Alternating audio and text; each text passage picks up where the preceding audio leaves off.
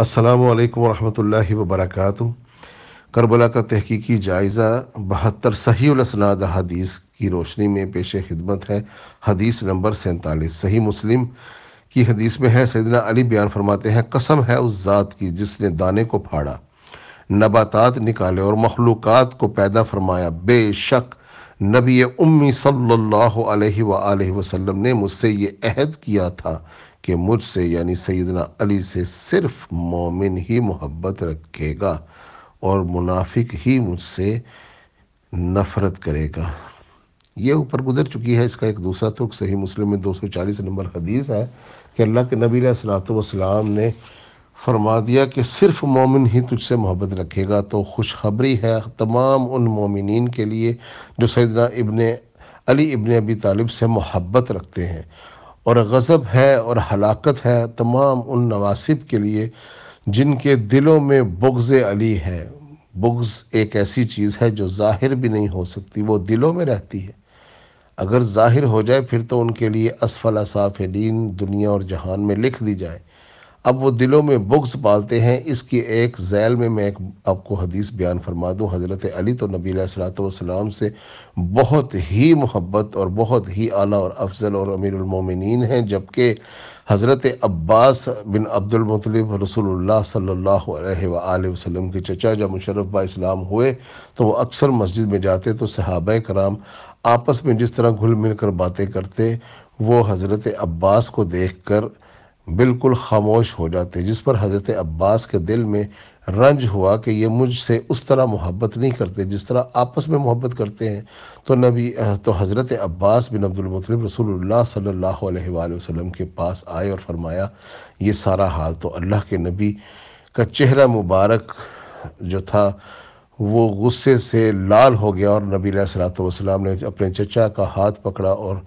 مسجد میں آئے اور کہا کہ اے مسلمانوں سن لو، اگر تم میں سے کوئی حجر اسود کے سامنے کھڑا ہو اور خانہ کعبہ کے اس علاقے میں ہو کہ حجر اسود اور باب خانہ کعبہ کے درمیان کھڑا ہو، اور اس متبرک جگہ پر روزے کی حالت میں سب سے متبرک کام یعنی نماز عطا کرے، پھر وہ اتنا خشوع اور خضوع کرے کہ نہ وہ دائیں جھکے اور نہ بائیں جھکے، یعنی وہ یکسوئی سے روزے کی حالت میں حجر اسود کے سامنے خانہ کعبہ کے اندر نماز میں مشغول ہو جائے، اور اللہ رب العزت اس کی عمر نوح تک لے جائے، یعنی 950 سال تک وہ یہ عمل کرتا رہے، تو اللہ رب العزت ضرور اسے آگ میں داخل کرے گا، جہنم میں داخل کرے گا۔ صحابہ کرام پریشان، صحابہ کرام لرز اٹھے، یا رسول اللہ اتنا متبرک کام اور اتنے طویل عرصے تک کرے، اور آپ رحمت للعالمین جو کہ بھٹکے ہوئوں کو، گناہ گاروں کو بخشوانے کے لیے دنیا میں آتے ہیں، تمام امتوں پر رحمت ہے، آپ اتنا متبرک کام کرنے والے کو جہنم کی وعید سنا رہے ہیں؟ تو اللہ کے نبی ایسا کیوں اس کے ساتھ ہوگا؟ تو فرمایا اگر اس کے دل میں مجھ اہل بیت، میرے اہل بیت کے بارے میں بغض آ گیا۔ آپ نے فرمایا یہ میرا چچا جس کے احترام میں کھڑا ہو جاتا ہوں، میرے چچا کو یہ تکلیف ہوئی ہے کہ تم جس طرح آپس میں گفتگو کرتے ہو میرے چچا کے آنے پر خاموش ہو جاتے ہو، اس کی دلجوئی نہیں کرتے۔ صحابہ کرام نے رو کے فرمایا، یا رسول اللہ ہم تو ان کے ادب سے اس طرح کرتے تھے، انہوں نے یہ محسوس کیا، تو اس پر اللہ کے نبی کی اس وعید کو سن لیجئے۔ اور حضرت علی ابن ابی طالب اور حسن و حسین تو رسول اللہ صلی اللہ علیہ وآلہ وسلم کو اپنے چچا سے بھی زیادہ عزیز تھے، وہ چادر تطہیر میں آنے والے۔ تو اس پر آپ خود ہی فیصلہ کر لیجئے، کیا حضرت علی سے جو جنگیں کر رہے تھے، جو مخالفتیں کر رہے تھے، جو ممبروں پر لعنت کر رہے تھے، کیا وہ لوگ حضرت علی ابن ابی طالب سے محبت فرماتے تھے؟ کیا وہ انہیں حضرت علی سے کوئی لگاؤ تھا؟ کیا بغض علی سے پاک تھے؟ ابن عباس تو کہہ رہے ہیں کہ ترکو خاصن بھی بغض علی، ابن عباس تو کہہ رہے ہیں معاویہ کی ناک خاک آلود ہو اور لعنت ہو ان پر جو رسول اللہ کی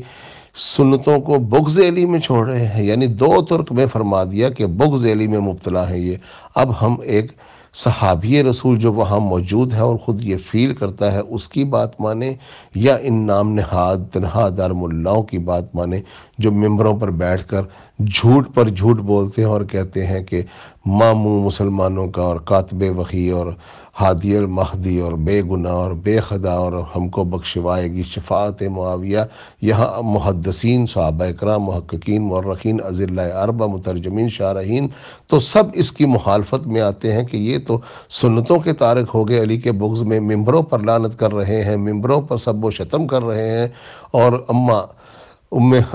سلمہ فرما رہی ہیں، ابن عباس فرما رہے ہیں، اور کیا شہادتیں چاہیے آپ کو؟